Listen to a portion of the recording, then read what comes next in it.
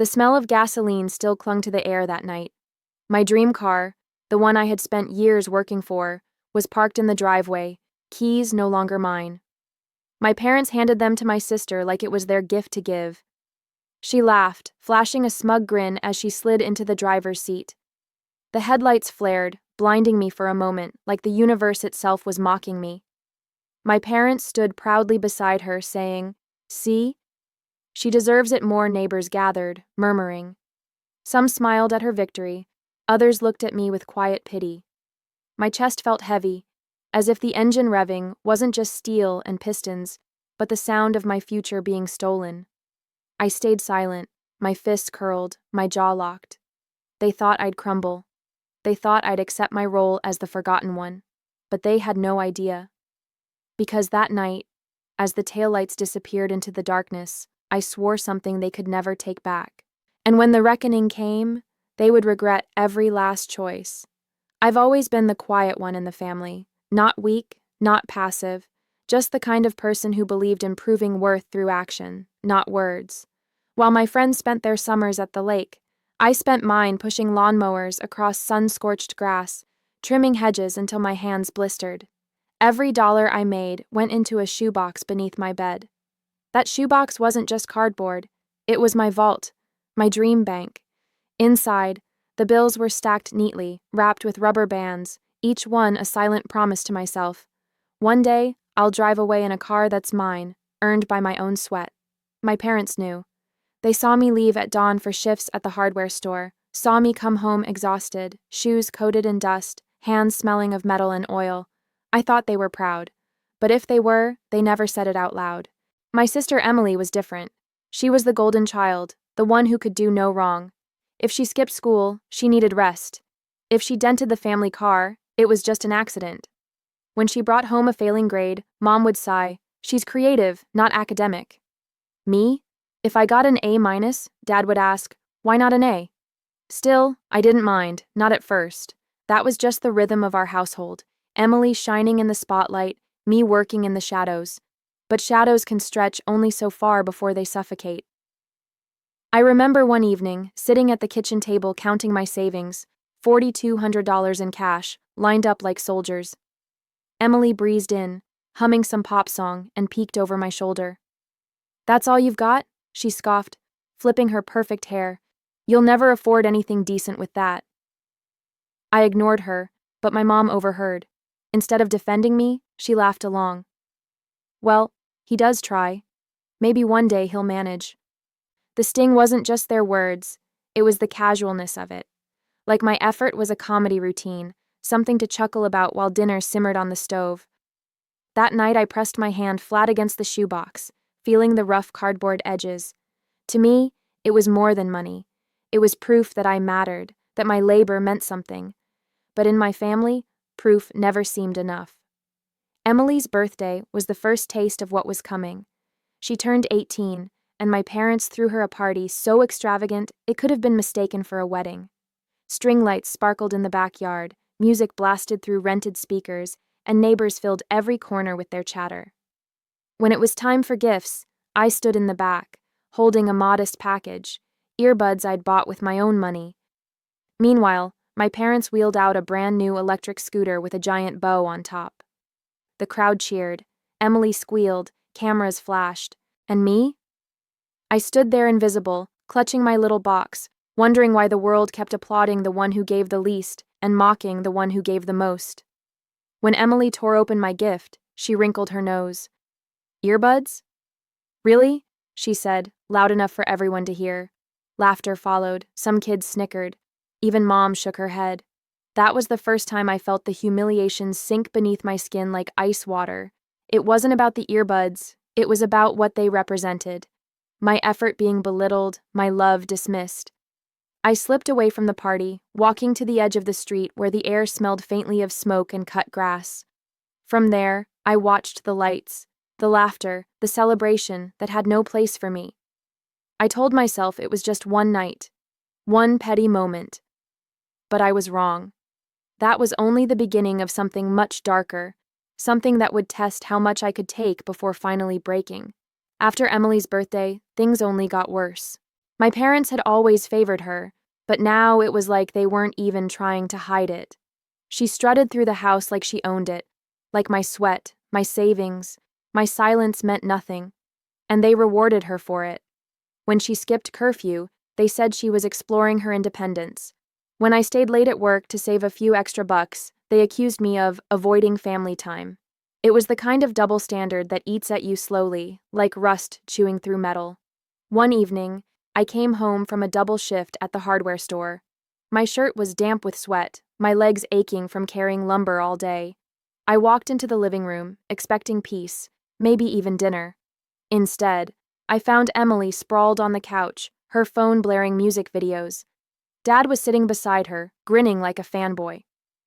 "She's going to be famous one day," he said, nodding toward her screen. "She's got the personality for it." I opened my mouth, then shut it. My stomach growled, but no one noticed. Later that night, I discovered my shoebox had been moved.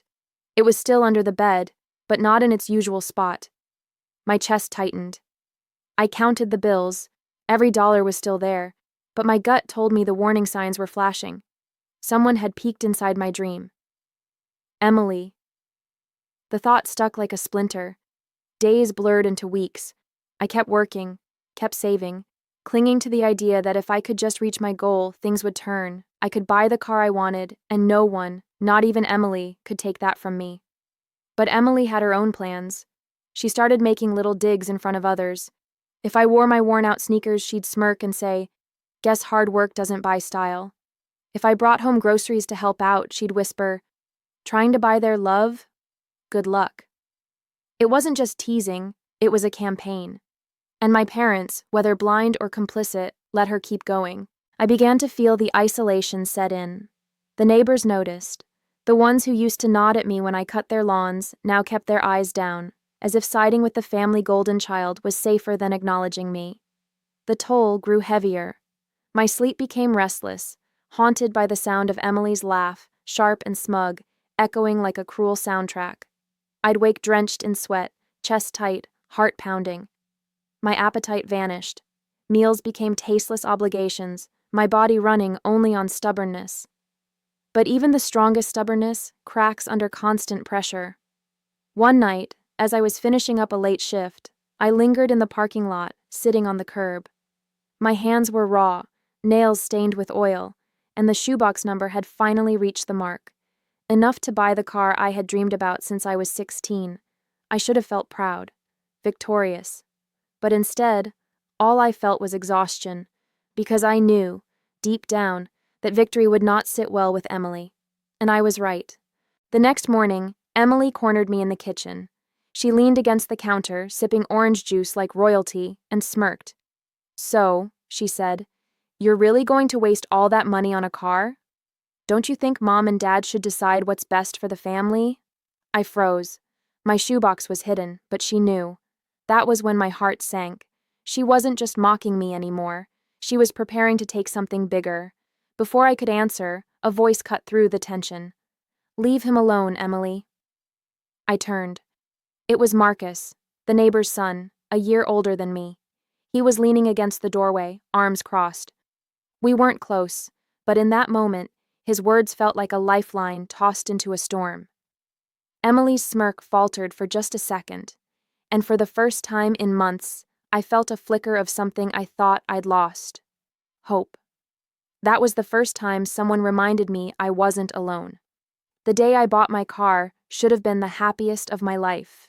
It was a used Mustang, fire red, the kind of machine that made your chest rumble just by turning the key.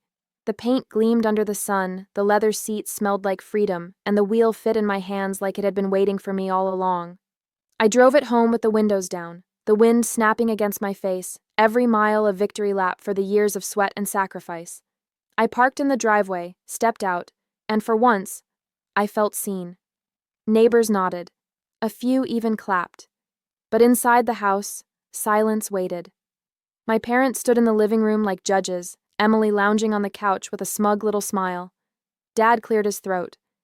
"We need to talk about this purchase." My stomach tightened. "It's my money." "My car. What's there to talk about?" Mom's eyes narrowed. We think it's irresponsible. That money could have gone toward the family, groceries, bills, your sister's college fund. Emily snorted. Honestly, you don't even look right driving it. It's wasted on you. Her words sliced sharper than I expected. But what came next gutted me. Dad crossed his arms. We've decided. The car is going to Emily. She needs it more than you. For a second, I thought I'd misheard. What? My voice cracked. You're young, Mom said firmly. You'll have plenty of time to get another one. Right now, Emily has her future to think about. She needs reliable transportation. Emily's grin spread ear to ear. She reached out her hand like a queen accepting tribute. Thanks, guys. I staggered back. No, you can't do that. It's mine. I paid for it. But Dad was already pulling the keys from the counter where I'd laid them. He slapped them into Emily's palm. The sound of the metal against her skin was louder than thunder. I could barely breathe. My hands trembled, my face burned. Neighbors outside craned their necks through the windows, watching the scene unfold. Emily strutted past me, dangling the keys like jewelry, her victory laugh echoing in the evening air. It felt like a funeral for my dignity. That night, I lay awake staring at the ceiling, my chest so heavy I thought it might cave in. My shoebox was empty now, my dreams stolen, my years of labor erased with a single smug smile. I wanted to fight, to scream. But against my parents' authority, what power did I have? I was just the kid who never measured up, the shadow in the corner. Hopelessness wrapped around me like chains. And yet, somewhere inside that despair, a spark flickered. Because in the chaos of the handover, I had noticed something no one else had thought about. The car wasn't in my parents' names. It wasn't in Emily's name. It was in mine. The paperwork, the title, the insurance, all of it bore my signature, my ID, my responsibility. That car might have been parked in Emily's hands for now, but legally, it was still mine. The realization was like a quiet drumbeat in my chest. They thought they had cornered me. They thought authority meant control. But paperwork doesn't lie, and sooner or later, that truth was going to blow up in their faces. Emily wasted no time claiming the car as her own. Every morning, she made a production out of it, slamming the front door, tossing her hair back as she strutted toward the driveway, jingling the keys like a trophy. The Mustang's engine would roar to life, not with pride, but with arrogance. She'd peel out fast enough to rattle windows, leaving rubber streaks on the pavement as if to carve her name into the street itself. Neighbors noticed. Some admired her new ride. Others shook their heads, whispering when they thought I couldn't hear. And every time someone congratulated her, Emily's eyes would dart toward me, savoring the way my jaw clenched. It wasn't enough for her to take the car. She wanted me humiliated, broken, erased. My parents defended her at every turn. When I complained, Dad said, "Don't be petty. She needs it more." When I pointed out the title had my name, Mom brushed it off. "It's just paperwork. She's the one actually using it." That phrase stuck with me. It's just paperwork. No, I thought. It's not just paperwork. It's proof. It's power. But if I wanted to win, I couldn't rush. I had to be patient, methodical, invisible, because Emily thrived on spectacle, and I was done feeding her stage. So I started documenting. Every text, every mocking remark, every time she flaunted the car, I wrote it down. I snapped photos when she parked illegally, when she left fast food wrappers in the seats, when she bragged about speeding down the highway. The Mustang became less a vehicle and more a ticking clock, counting down the seconds until she made a mistake big enough to expose her. Marcus, the neighbor who'd once defended me, noticed what I was doing. One evening, as I jotted notes on the porch, he wandered over with 2 sodas. "You're planning something," he said, handing me a can. I hesitated, then nodded. "I'm not letting her get away with this." His grin was small, but solid. "Good." About time someone stood up to her. For the first time in months, I didn't feel like I was carrying the weight alone. But Emily wasn't slowing down. If anything, she was accelerating. She posted pictures of herself leaning against the Mustang, tagging them with captions like, "Hard work pays off." Her friends commented, cheering her on, spreading the lie that she'd earned it. And my parents, they actually encouraged it. "It's good for her image," Mom said one night. She deserves to show it off. I wanted to scream. Instead, I smiled tightly, excused myself, and added another note to my growing file. Parental complicity.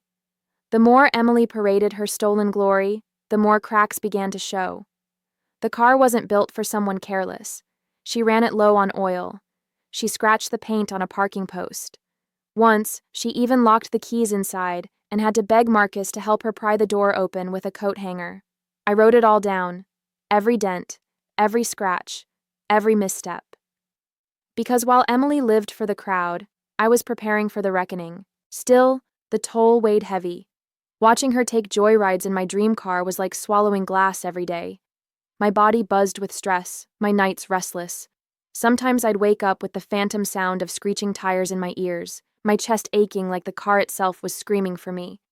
But instead of breaking me, the pain sharpened me. I wasn't just the quiet one anymore. I was the storm building on the horizon. And as I looked at the thickening folder of evidence stacked neatly in my drawer, I knew the truth. The day of reckoning was coming, and no one could stop it. The breaking point came on a Sunday afternoon. It wasn't planned, at least not by my parents. They called it a family meeting. To me, it felt like a trial. I walked into the living room and found them already waiting. Dad in his recliner, Mom on the sofa, Emily draped across the armrest like a queen on her throne. The Mustang's keys dangled from her finger, swinging in lazy circles. Dad cleared his throat. "Son, this hostility has gone on long enough. We need you to accept reality and move on." "Reality?" I repeated, my voice calm but sharp. Mom leaned forward. "The car belongs to Emily. She needs it more than you. We expect you to stop making a scene about it," Emily smirked. "Yeah, seriously, you look pathetic. Just let it go." The words rolled off her tongue like poison, but instead of flinching, I reached into my backpack and placed a thick folder on the coffee table. Silence. "What's this?" Dad asked. "Reality," I said, my tone even. I opened the folder and began laying out papers one by one. The title, with my name printed in bold. The insurance documents, signed by me. The bank withdrawal slips, showing every payment.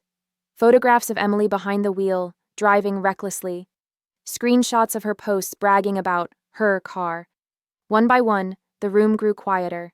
The only sound was the shuffle of paper and the ticking clock on the wall. Emily's smirk faltered. Mom's lips tightened. Dad's hands clenched on the armrest. I leaned back, my voice steady. "This car isn't yours to give. It isn't yours to take. It's mine. Legally, financially, factually. Every cent that bought it came from my work, and every mile Emily has driven since then has been theft." Emily scoffed, though her voice wavered. "You wouldn't dare call it that." I held up my phone. On the screen glowed a draft email addressed to our insurance company, and beneath it, a copy of a police report template. "Try me." The silence that followed was suffocating. Mom opened her mouth, but no words came. Dad's face flushed, torn between anger and disbelief. "Emily." She froze. Her fingers trembled, the keys slipping just slightly in her grasp. I didn't yell. I didn't cry. I simply spoke the truth, calm and sharp, like a blade honed too long to miss. "For years you made me the shadow. You dismissed my work, my effort, my worth. You thought you could strip away what I built with my own hands. But this," I tapped the title with my finger, "is the line. I won't beg for your respect anymore. I won't fight for scraps of recognition. I don't want apologies. I want change." The words hung heavy in the air. Emily's face cracked first. Her smug mask collapsed, replaced by something raw and ugly. Fear. She looked at Mom, then Dad, waiting for them to rescue her. But this time, they had nothing. Every piece of proof lay on the table like evidence in a courtroom. For the first time in my life, I wasn't the quiet one in the corner. I was the one holding the gavel. And they knew it. Emily's hand shook as she set the keys down on the coffee table. The metallic clink was softer than before, almost pitiful. Her empire of arrogance, built on favoritism and stolen dreams, was crumbling right in front of her. I picked up the keys, slid them into my pocket, and stood tall. The room stayed silent as I walked to the door, the weight of years lifting with each step. My heart was steady, my hands calm. Because finally, after everything, the car wasn't just mine. My voice was too.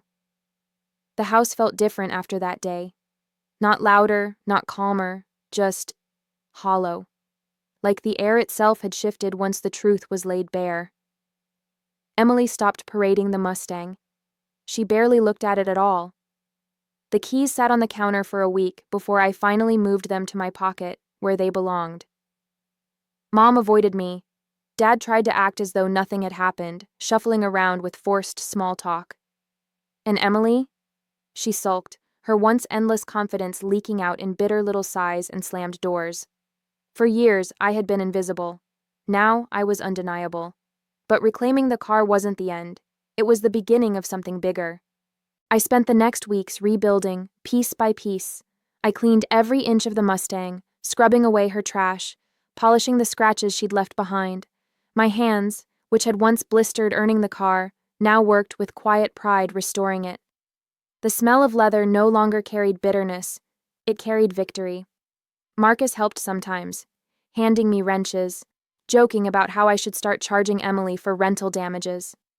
His presence kept the silence from turning too heavy. For the first time, I felt like someone actually saw me, not as the shadow, but as the person standing in the light.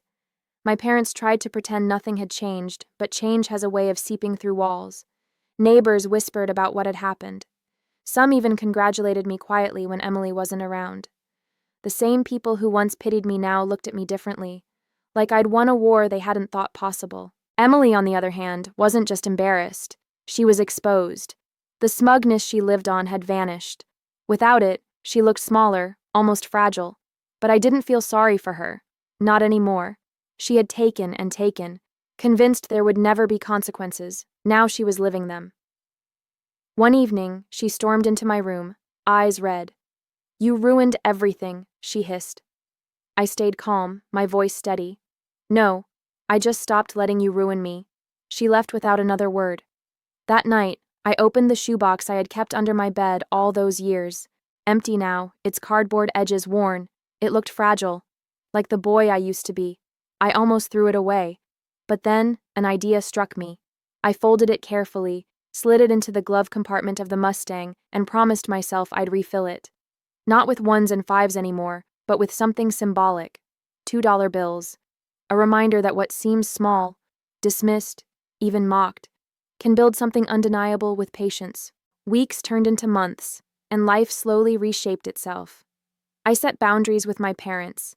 I stopped chasing their approval and focused on building my own path. Work didn't feel like punishment anymore. It felt like investment. The Mustang wasn't just a car anymore. It was a reminder. Every time the engine roared beneath my hands, I remembered the nights of humiliation, the mornings of exhaustion, and the moment I finally claimed what was mine. Emily never apologized. Neither did my parents. And maybe they never will. But I stopped needing it. Because apologies don't change people, boundaries do. I wasn't their shadow anymore. And as I drove through town one golden evening, the sunset glowing against the Mustang's hood, I felt a sense of peace I hadn't known in years. The boy who once stood humiliated in his sister's spotlight was gone. In his place stood someone stronger, someone unshakable. This wasn't the end. It was the beginning. Maybe you've felt it too. That sting of being overlooked, the weight of favoritism, the ache of betrayal when the people who should protect you choose someone else instead. I know how heavy that silence feels, how easy it is to believe you don't matter. But here's the truth. Worth isn't something they hand you. It isn't something they can steal. It's something you claim for yourself. One decision, one boundary, one victory at a time. So now I'll ask you, have you ever been the shadow in your own family? Have you ever had your hard work dismissed, your dreams taken? Tell me your story, because this isn't just my fight, it's ours. And remember, worth isn't something they give you. It's something you claim for yourself.